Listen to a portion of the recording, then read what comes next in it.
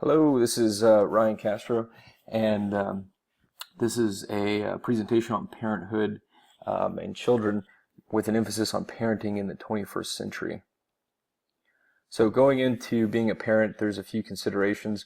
There's various factors that should be taken into account before making that journey into parenthood. A few of those would be, and we'll get into more detail as we move through this presentation, but a quick run through is the social pressure as far as that coming from family or outside families or parents, as well as timing. The next would be value and motivation, the value that a child brings or the motivation of having a child. And cost, so monetary as well as psychological, and the conception, pregnancy, and childbirth, so the actual phases of childbirth, and the importance of educating parents on these specific physical events so that they are not surprised by things to come. So the first set of factors, social pressure and timing. There's a current idea of a pre-natalist bias, meaning that we as a culture take having children for granted. This is due in part because of the advances of modern medicine, the increase in education, not only just in general, but more so educating expecting mothers as to what pregnancy might entail, what childbirth entails, prenatal care, things of that nature. So because of those advancements, the childbirth is more successful now than it ever has been. Family sizes have gone down due to these changes, as well as changes in income, as well as cost of living, demography, and female employment. So back in World War II, women moved themselves out of the household motherly role in a sense, and they began to take jobs in factories and things of that nature to help with the war effort. So that's when we started to see these changes as far as family sizes. Timing is a big thing nowadays. We start to see that as opposed to a demand for children having multiple children in the family, we see more of the idea of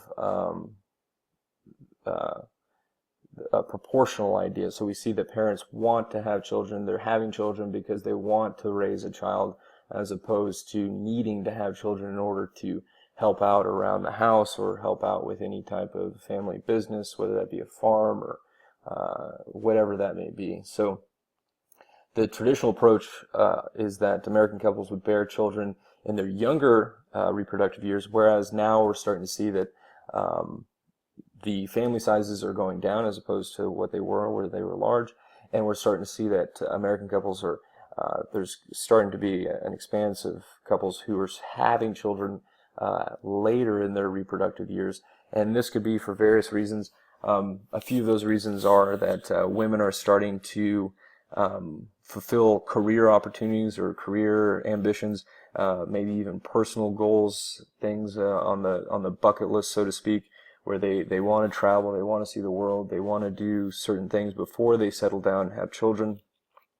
And in some cases, this stall in pregnancy or the stall in having children can lead to intrafamily conflict, where prior generations are expecting those granddaughters or great-granddaughters or even daughters to have children at a young age like they did, whereas now that demand for children is much lower, whereas the idea of having a child is more prevalent.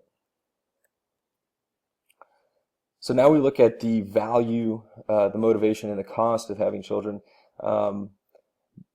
Vitality and purpose. Children can equip parents with new roles in their lives in the world, such as being a nurturer, being advocates, authority figures, counselors, playmates, things of that nature. So what you find is that a child pulls out a role in someone that they maybe didn't know they had.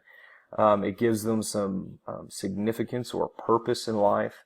And that also can kind of move into the idea of having what they call the value of children perspective, so that not only is there an emotional tie to a child where you've kind of created this new role for yourself, but like we spoke earlier, there's a monetary value or an economic value. So back in the day, children were historically an economic asset. So let's say you had a large farm. I use this reference frequently just because the idea of having multiple kids around a farm, there's so many different things to do. So kids were an asset in that sense, where even at a young age they were used to do things around the farm, help out with things around the house, do various cooking, or even babysitting.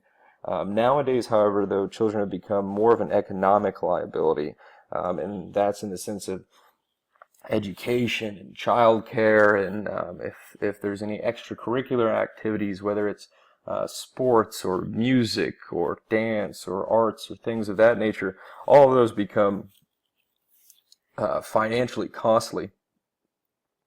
And that's where we move into cost. So as of 2011, it cost close to $250,000 to raise a child to the age of 18. Nowadays, it's even closer to $500,000 with the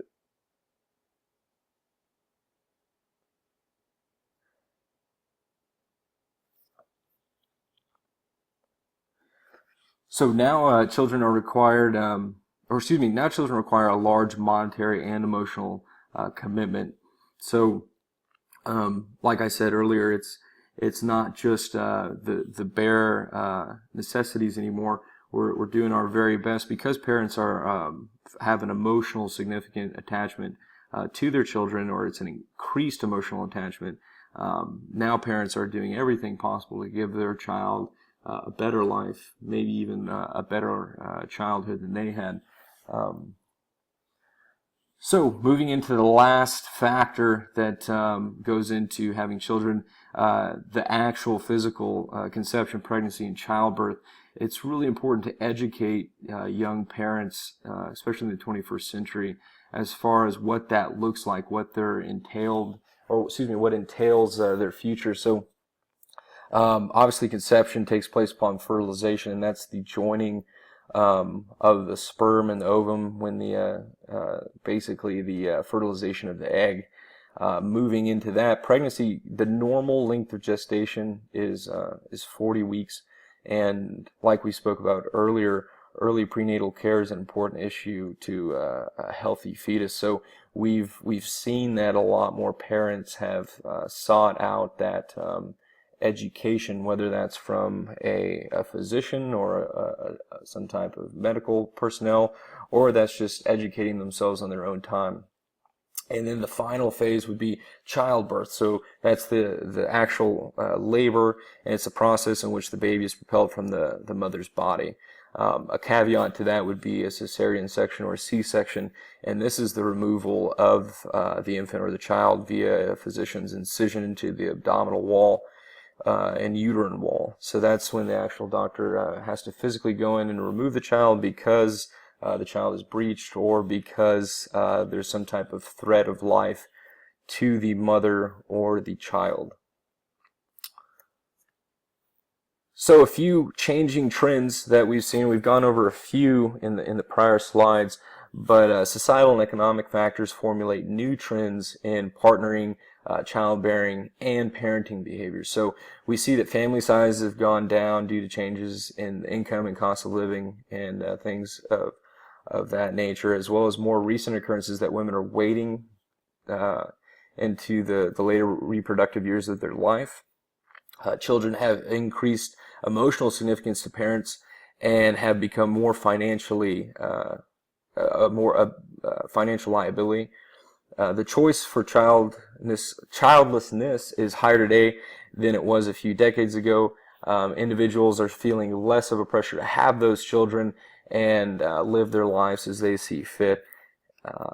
An increased number of women choose motherhood, but not marriage. So we're starting to see that women at least are looking more towards having children and raising a child, as opposed to that classic archetypal family where you get marriage and then you go from marriage into children and things of that nature.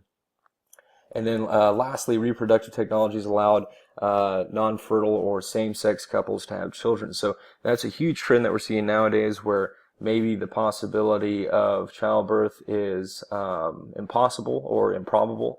So you see in vitro, or you see other forms of labor where maybe there's another mother carrying the child, or things of that nature. So those are a few changing trends that we've seen.